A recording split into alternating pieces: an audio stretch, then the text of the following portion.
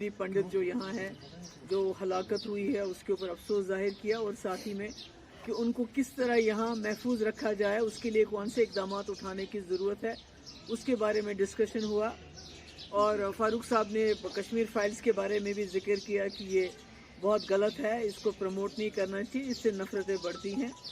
तो मैंने तो थोड़ा सा अलजी साहब को ये बताया कि ये इस वक्त खाली कश्मीरी पंडित जो हमारा राहुल भट्ट मारा गया, ये उसकी बात नहीं है।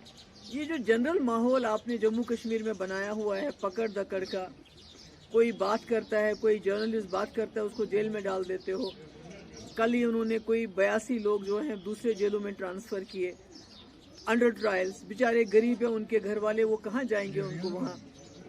कोर्ट केस लड़ना तो बहुत दूर की बात है, उनके पास इतने पैसे भी नहीं कि वो वहाँ जा सके। इसी तरह रोज़ रोज़ मुलाजमों को बरतरफ करना। तो मैंने कहा इससे तो माहौल सुधरेगा नहीं बल्कि माहौल बिगड़ेगा। जितनी भी मेहनत हम जमातों ने की थी, चाहे नेशनल कॉन्फ्रेंस है, हम है या कांग्रेस है, जम्मू कश्मीर में सिक्योरिटी फोर्सेस के साथ मिलके एक अच्छा माहौल बनाने की, जिसमें कश्मीरी पंडित धीरे धीरे अपने आप को सिक्योर महसूस करते थे। मगर जो गवर्नमेंट ऑफ इंडिया की पिछले 4-5 साल से पॉलिसी यहाँ अडॉप्ट कर रहे हैं, उसकी वजह से यहाँ के लोगों के दिल में इतना गुस्सा है, इतना डर है और खौफ भी साथ में है, जिसकी वजह से आपस में दूरियां बढ़ रही हैं। बीजेपी के ये जो नफरत है वो फैलाते हैं, ये जो उन्होंने पॉलिसी अडॉप्ट की है पिछले 3-4 साल से, उसकी भेंट चढ़ गया ये। और अभी भी इन इंसिडेंट्स को वो पूरे मुल्क में इस्तेमाल करते हैं मुसलमानों के खिलाफ और नफरत फैलाने में, और उनका कोई मकसद नहीं है। बिल्कुल मैं वो कहना चाहती हूँ कि जो शुएब गनाई है, उससे पहले पांदुशन में शाहिद, तो इनको तो कहते हैं क्रॉस फायर में मारे गए। अब तो लोग बेचारे बात भी नहीं करते हैं, उनको पता है हम बात करेंगे, प्रोटेस्ट करेंगे तो हमको पीएसए लगा के जेल में डाल देंगे। अब तो लोग इसी पे मुतमईन हो जाते हैं कि हमें डेड बॉडी वापस मिल गई।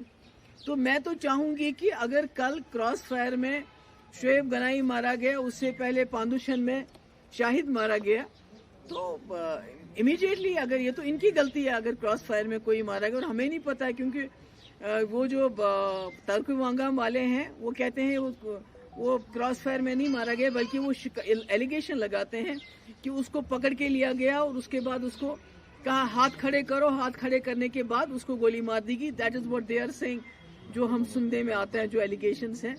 तो हम तो कहेंगे कि उनको भी नौकरी मिलनी चाहिए इमीडिएटली, उनको कंपनसेशन मिलना चाहिए और इसकी इन्वेस्टिगेशन होनी